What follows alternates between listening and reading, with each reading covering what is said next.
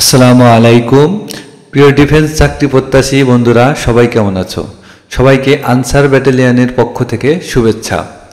তোমরা নিশ্চয়ই অবগত আছো ২৭তম আনসার ব্যাটালিয়নের আবেদনের সময় ইতিমধ্যে ২০ আগস্ট ২০২৫ তারিখে শেষ হয়েছে।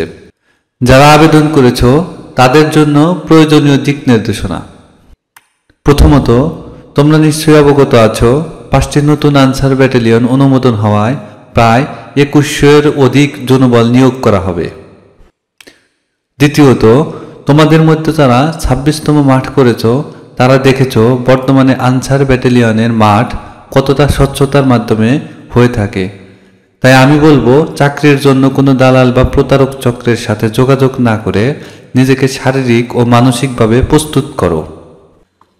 তৃতীয়ত, যে ইভেন্টগুলোর মাধ্যমে বাছাই প্রক্রিয়া সম্পন্ন হয় সেইগুলো নিজে নিজে বাড়িতে প্র্যাকটিস করো, যেমন দৌড়, long jump, high jump, tyre টানা ইত্যাদি, অর্থাৎ নিজেকে শারীরিকভাবে ফিট করো।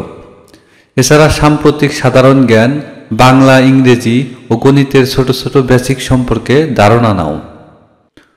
তুমি যদি এই কাজগুলো করতে পারো, একদম ফ্রিতে তুমি হতে পারো বাংলাদেশ আনসার ও গ্রাম প্রতিরক্ষা বাহিনীর একজন গর্বিত সৈনিক।